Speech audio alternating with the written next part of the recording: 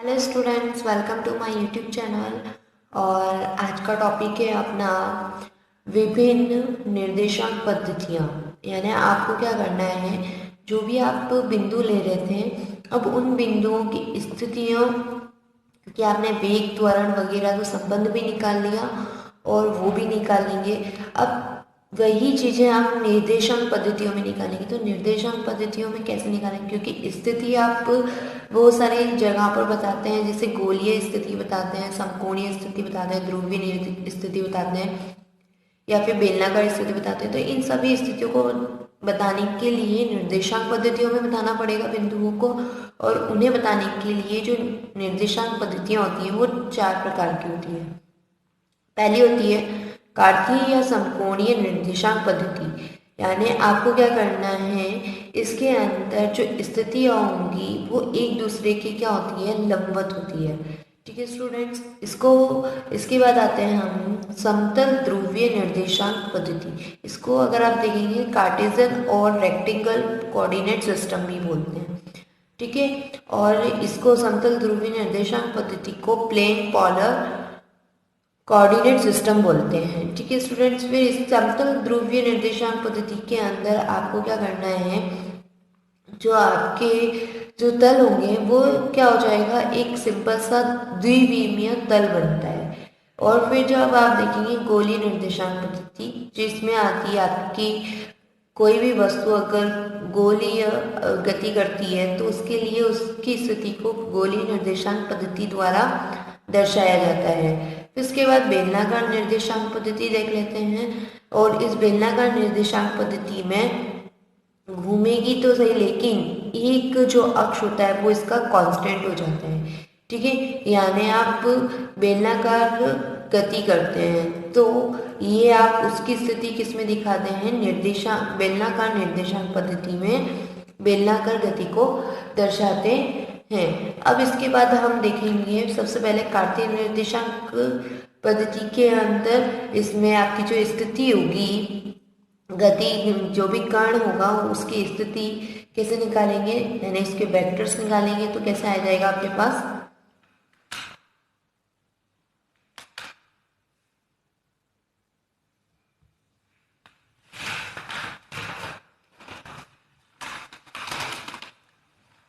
कार्तीय निर्देशांक पद्धति। ठीक है, कार्तीय निर्देशांक पद्धति में क्या करना है आपको, इसके अंदर हम देख सकते हैं कि एक बिंदु P की स्थिति क्या है, एक्स वाई जेड अक्षों के अनुदिश small X small Y small Z द्वारा व्यक्त की जाती है। ठीक है, अब इसके अंदर इसका जो एकांक वेक्टर होगा वो आई जे के हो जाता है, आई केप, जे केप एंड के केप। और ये सिंपल है, वैसे आपने हर जगह अभी तक कार्तीय निर्देशांक पद्धति ही यूज करी है, तो इसमें आपको ज़्यादा कुछ बताने की ज़रूरत नहीं पड़ेगी। या आप क्या ले लेते हैं, X axis Y axis, X axis Y axis and Z axis ले लेते हैं। और यहाँ पर क्या ले लेंगे आप, आपका कोई पी बिंदु है एक्स वाई जेड अक्ष पे। ठीक है, तीनों अक्ष पे है तो यहाँ पर है, और इसकी आप स्थिति यहाँ जेड अक्ष पे, वाई अक्ष पे, है ना, और एक्स एक्सिस पे निकालते हैं। तो वो कैसे आएगी, आप क्या करते हैं, इस पी बिंदु को यहाँ से मिलाते हैं, इसको लंबवत मिलाना है इसलिए यहाँ पर ये कितना आ जाएगा, सी पर आ जाएगा। इधर पहले एक्स वाई तल पे लेके आएंगे, इसको लंब डाल करके आप एन पर, और फिर आप इस एन को ए से मिलाएंगे और बी से मिलाते हैं, और बाद में हम क्या करेंगे, इस ओ को एन से मिला देते हैं। अब यहाँ पे जो ये ए एन है वो क्या हो जाएगा, आपका स्थिति वेक्टर आई के एंड एक्स एक्सिस पे। और यहाँ पर आपका ओ, जो ओ बी है वो उस पर जो स्थिति वेक्टर है आपका वो कितना हो जाएगा, जे के। और यहाँ पर आपका जेड एक्सिस पे क्या हो जाएगा, स्थिति वेक्टर, सॉरी स्थिति वेक्टर नहीं, एकांक वेक्टर, एकांक वेक्टर कितना हो जाएगा, के केप। यहाँ पे भी एकांक वेक्टर जे केप, और इधर एक्स एक्सिस पे एकांक वेक्टर कितना हो जाएगा, आई केप। अब इसके अंदर हम देख सकते हैं कि जो ए पी बिंदु है आपका, इस पी बिंदु की आर वेक्टर क्या है, स्थिति सदिश है। तो इस स्थिति सदिश की क्या निकालेंगे आप, वैल्यू निकालेंगे। तो सिंपल सी आ जाएगी। एक्स एक्सिस पे क्या हो जाएगा आपका एक्स आई के प्लस वाई एक्सिस पे हो जाएगा वाई जे के प्लस के जो आपकी जेड एक्सिस है उस पे हो जाएगा जेड के। यहाँ पे ओ ए क्या है एक्स आ जाएगा, ओ बी वाई और ओ सी क्या हो जाएगा जेड। इसके बाद देखो समतल ध्रुवीय निर्देशांक पद्धति देखेंगे जिसमें plane polar coordinate system. Plane से आपको पता है कि प्लेन किस कभी भी बताना होता है तो हम दो तलों के अंदर बताते हैं, यानी 3D के अंदर बताते हैं। सॉरी 3D में नहीं बता पाते हैं क्योंकि एक जो अक्ष होती है वो दिखाई नहीं देती है आपको, और इसको 2D के अंदर बताते हैं हम, द्विविमीय बताते हैं। तो हम देखते हैं कि किसी भी कण को हम द्विविमीय तल में गति कराते हैं तो किसी समय कण की स्थिति को कार्तीय निर्देशांक पद्धति एक्स वाई द्वारा अथवा समतल ध्रुवीय निर्देशांक आर थीटा, यानी आपको इस P बिंदु के एक्स वाई कोऑर्डिनेट तो होंगे ही, साथ में समतल ध्रुवीय निर्देशांक पद्धति में क्या कोऑर्डिनेट रहते हैं आर एंड थीटा हो जाते हैं, जहाँ पर आर जो है वो क्या हो जाएगा P से O या O से P के बीच की डिस्टेंस हो जाती है, और जो थीटा हो जाएगा वो एक्स एक्सिस पर थीटा, ये जो आर पी है OP वो कितना कोण बनाती है वो हो जाएगा। ठीक है, तो यहाँ लिखा हुआ है कि तथा OP एक्स एक्सिस से थीटा कोण बनाती है। ठीक है, अब इसके बाद हम इसमें दोनों में क्या निकालते हैं संबंध निकालेंगे और संबंध बताएंगे। तो यहाँ पर ये एक्स वाई की वैल्यू आ जाती है संबंध में, मतलब किसी ना किसी की वैल्यू। तो यहाँ पे देखेंगे हम x equals to r cos of theta आ जाएगा। कैसे आया है, आपने मैथमेटिक्स के अंदर ट्रिग्नोमेट्रिक पढ़ी है, ट्रिग्नोमेट्रिक में हमने एंगल्स निकालना देखा था।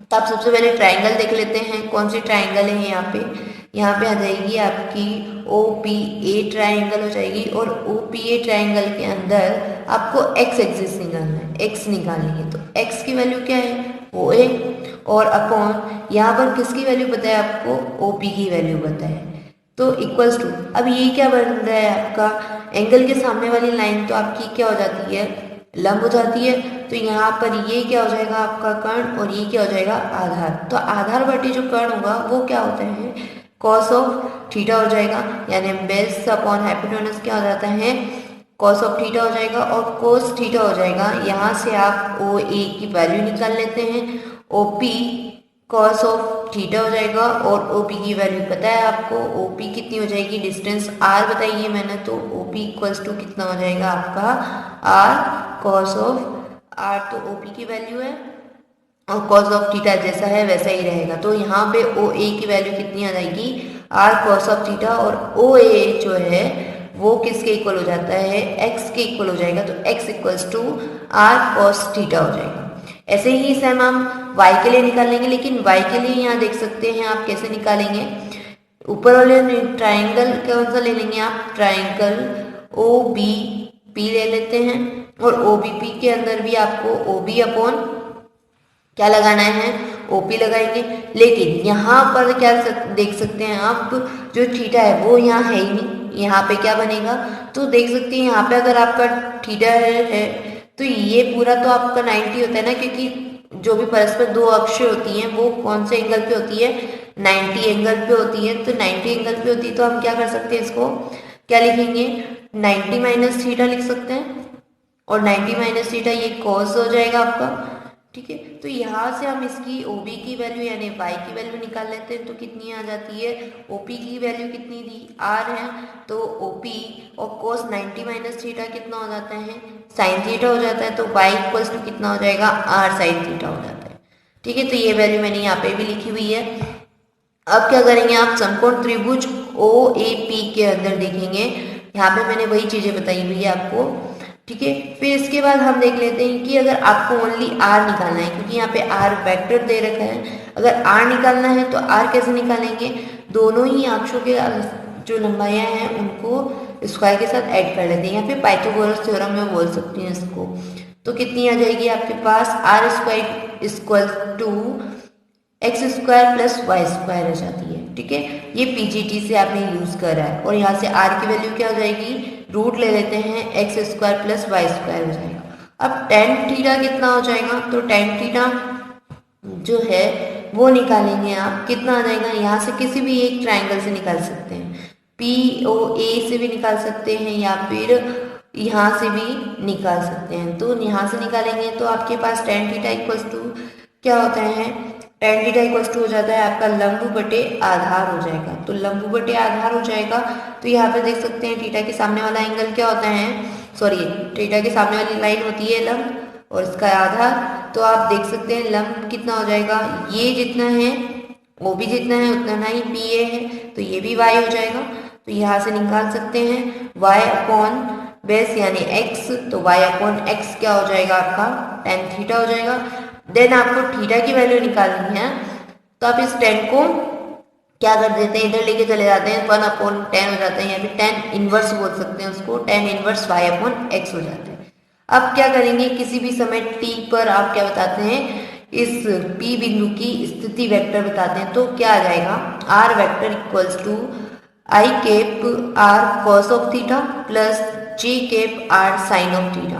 यहाँ पे r इसलिए ही निकाला था क्योंकि आपको r की ज़रूरत यहाँ पड़ती है। तो आप सारे ही वैल्यू निकाल करके आप लास्ट में स्थिति वेक्टर की इक्वेशन या स्थिति वेक्टर को बताते हैं। और ये वैल्यूज आपको याद रखनी होगी क्योंकि हम इन्हीं निर्देशांक पद्धतियों में वेग, त्वरण, स्थिति विस्थापन वगैरह निकालेंगे, तो आपको ध्यान रखना होगा। इसके बाद हम देख लेते हैं आपका क्या आ जाता है, गोलीय निर्देशांक पद्धति। अब गोलीय निर्देशांक पद्धति यानी आपका कर्ण क्या होगा, गोलीय गति कर रहा होगा, ठीक है, या गोलीय तल पर गति कर रहा होगा। अब गोलीय तल पर गति कर रहा होगा, लेकिन तल तो आपको ही बताओगे, x y z बताते हैं, तो हम इसको भी x y और z ही बताएंगे। लेकिन यहाँ पर हम एक P बिंदु ले लेते हैं x y z कोऑर्डिनेट्स पर। तो यहाँ पर P बिंदु की जो स्थिति होगी गोलीय निर्देशांक पद्धति में वो हो जाती है r theta phi. r theta phi यानी r जो हो जाएगा आपका वो त्रिज्य स्थिति हो जाएगी, यानी कितनी त्रिज्या पर वो घूम रहा है, और थीटा हो जाएगा कोणीय स्थिति यानी वो कितना घूम रहा है, और पाई हो जाएगा आपका दिशांशी स्थिति यानी आपका पूरा रोटेट हो रहा है वो पूरे अंदर 3D के अंदर, तो आ जाएगा। अब यहाँ पे आप देख सकते हैं, इससे आप इसकी वैल्यू भी देख सकते हैं कि r कितना होगा, थीटा कितना होगा और फाई कितना हो जाएगा। r तो आपका क्या हो जाएगा, कितना भी जा सकता है, इन्फिनिटी हो जाएगा, minus infinity plus infinity. Then theta जो होगा वो यहाँ से रोटेट होकर के यहाँ तक ही आएगा, यानी 0 to पाई बोल सकते हैं या 180 कर सकते हैं उसको। और फाई जो है वो पूरा ही रोटेट हो जाएगा आपका। अब पूरा रोटेट होने के लिए आप क्या लेते हैं, पूरा रोट होने के लिए कितना ले लेते हैं आप, 0 to 2 पाई ले लेते हैं, या फिर 0 to 360, क्योंकि फुल एंगल जो बनता है वो 360 का बनता है। तो यहाँ पे देख सकते हैं कि आपकी जो फाई की वैल्यू होगी वो क्या हो जाएगी, लेस देन ऑफ 2 पाई या फिर ग्रेटर देन टू 0, ठीक है।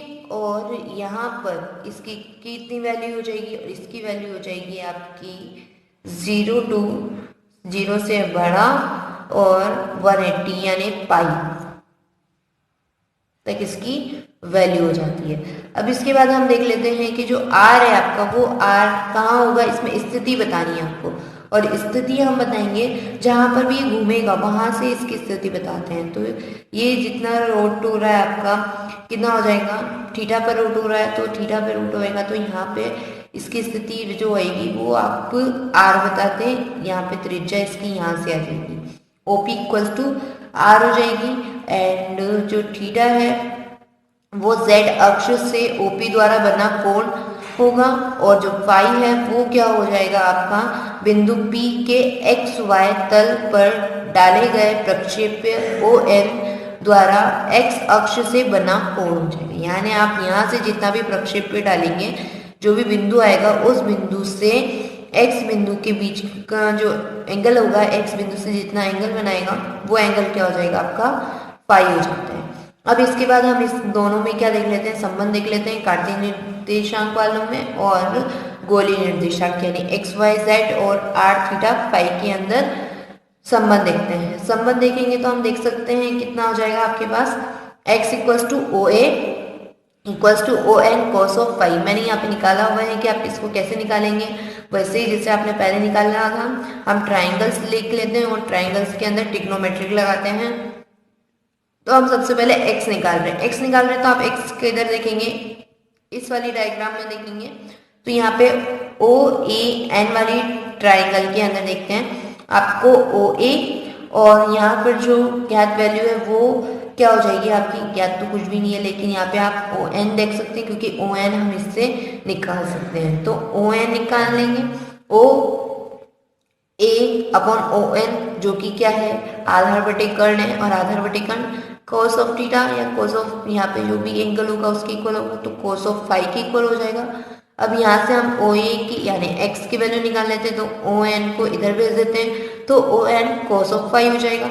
अब ओ एन की वैल्यू चाहिए, तो ओ एन की वैल्यू निकालने के लिए हम क्या करेंगे, इसको ऐसे ट्राइंगल के साथ देखेंगे जिसमें किसी एक की क्या होगी, वैल्यू बताओगी। तो हम यहाँ पे पी ओ एन वाली ट्राइंगल देख लेते हैं जिसमें आपको ओ पी की वैल्यू पता है, तो हम O N upon O P कर लेते हैं। अब O N upon O P करेंगे तो वो किसके इक्वल हो जाएगा, यहाँ पर यहाँ जो एंगल बनना है आपका, ठीक है, वो एंगल क्या हो जाएगा आपका 90 माइनस थीटा के इक्वल होगा, और 90 माइनस थीटा के इक्वल कितना आ जाएगा आपका, इसको देखा हुआ है मैंने, ओपी से जितना एंगल बन रहा है ना वो देख लो, तो ओपी से जितना बन रहा है वो कितना आ जाएगा 90 माइनस थीटा, तो ये क्या हो जाएगा आपका साइन थीटा, एंड ओपी को इधर भेज देते हैं और ओपी कितनी हो जाएगी आर थीटा हो जाती है, तो आपकी ये ओ एन की वैल्यू कितनी आ जाएगी आर साइन थीटा हो जाती है। अब आर साइन थीटा हो जाएगी तो यहाँ एक्स की वैल्यू क्या निकल जाएगी, यहाँ पे आर थीटा लिख दी तो एक्स की वैल्यू हो जाएगी R sine theta cos phi, ठीक है। ऐसे ही सेम हम y की वैल्यू निकालते हैं, तो y की वैल्यू के लिए आपको कुछ नहीं करना है, ओ एंड बी वाली ट्राइंगल ले लेनी है, और ओ बी एन वाली ट्राइंगल में आपको O B upon O N लेना है। अभी ओ एन की वैल्यू आपने निकाल ली है आर साइन थीटा, तो यहाँ से आप ओ बी की वैल्यू कितनी आ जाएगी, यहाँ पर भी एंगल क्या है आपका 90 माइनस पाई हो जाएगा, और 90 माइनस पाई हो जाएगा तो कोस 90 माइनस फाई यानी साइन फाई हो जाएगा, और साइन फाई हो जाएगा तो यहाँ पे इसकी वैल्यू क्या हो जाएगी ओ एन साइन फाई, जो कि मैंने यहाँ लिखा हुआ है आपके पास y equals to O N sine phi, और ओ एन की वैल्यू रख देते हैं तो R sine theta sine phi किसकी वैल्यू हो जाएगी y की हो जाती है।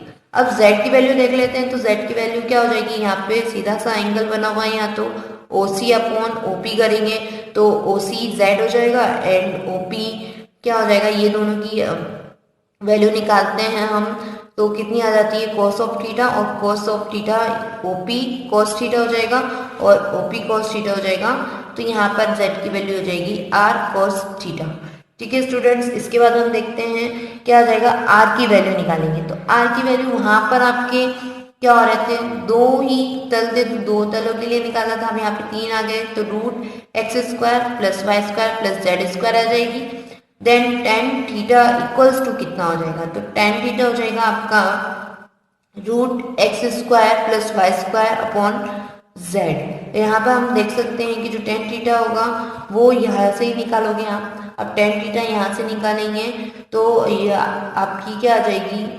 ये क्या होता है टेन थीटा आ जाता है आपका लंब बटे आधार आ जाता है। अभी आपने आधार क्या माना था, ओसी माना था, ठीक है, तो ओसी तो आपकी आ जाएगी यहाँ पे z, और आपका जो लंब होगा वो क्या आ जाएगा आपका ये पी से आ जाएगा, और पी से आ जाएगा तो इस पी सी की वैल्यू कितनी हो जाएगी, आप पी सी की वैल्यू निकाल सकते हैं यहाँ से, जेड स्क्वायर माइनस हो जाएगा तो आपका क्या बचेगा root x square plus Y square आ जाएगा, ठीक है।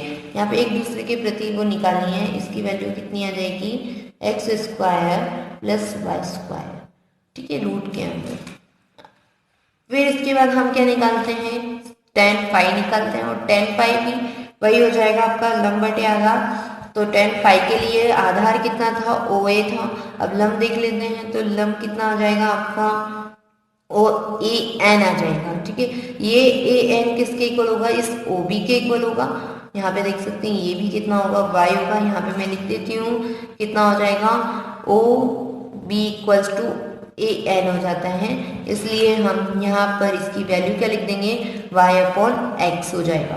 अब इसके बाद लास्ट में हम इसका क्या बताते हैं, स्थिति वेक्टर बताते हैं। तो r वेक्टर इक्वल्स टू, क्योंकि इसका स्थिति वेक्टर कैपिटल R वेक्टर लिया है आपने, ठीक है, क्या लिया है, कैपिटल R वेक्टर। तो इसको आप देख सकते हैं और इसको देखेंगे, फिर इसके बाद हम इसका स्थिति वेक्टर लिखेंगे। तो स्थिति वेक्टर क्या आ जाएगा आपके पास, I cap R sine theta cos phi plus J cap R sine theta sine phi plus K cap R cos theta.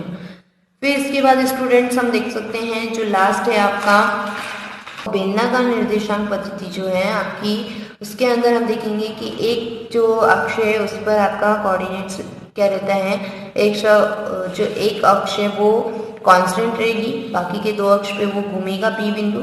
तो हम यहाँ देख सकते हैं कि जो P बिंदु है उसकी स्थिति निर्देशांक हो जाते हैं आपके R थीटा एंड Z हो जाता है, जहाँ पे R आपकी त्रिज्य स्थिति, कोणीय स्थिति आपकी थीटा हो जाएगी एंड जो Z होता है ऊर्ध्वाधर स्थिति वो हो जाएगी, यानी कांस्टेंट वैल्यू।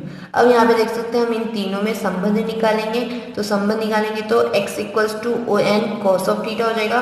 बिल्कुल आप वैसे ही निकालेंगे जैसे आपने पहले निकाला था, ट्राइंगल्स लेकर ओ ए एन की वैल्यू निकालेंगे, sorry O A an triangle के अंदर निकालेंगे, जिसमें ओ ए अपॉन आप ओ एन रख देंगे जो कि आपके कोस थीटा के इक्वल हो जाएगा, और ओ ए की वैल्यू आ जाएगी आपके पास ओ एन कोस थीटा। अब यहाँ पे ओ एन जो है वो क्या हो जाएगा आपका आर आ जाएगा, क्योंकि घूम इधर से रहा है तो त्रिज्या भी इधर ही बनेगी आपकी, तो यहाँ पे आ जाएगा। और y की value O N sine theta हो जाएगी, जिसमें ओ एन की वैल्यू r है तो r साइन थीटा y की वैल्यू हो जाएगी। z कांस्टेंट है तो z की वैल्यू z ही रहेगी। फिर हम r की वैल्यू देख सकते हैं, तो r इक्वल्स टू हो जाएगा आपका root x square plus Y square, और टेन थीटा हो जाएगा आपका y अपॉन एक्स। तो इसकी स्थिति जो हो जाएगी वो हो जाएगी आपकी r vector equals to I cap r cos theta plus j cap r sine theta plus k cap z। Okay students, I hope आज का वीडियो आपको पसंद आया है, और प्लस आपको पसंद आया है तो लाइक करें, कमेंट करें एंड शेयर करें my YouTube channel. Thank you students for watching my YouTube video.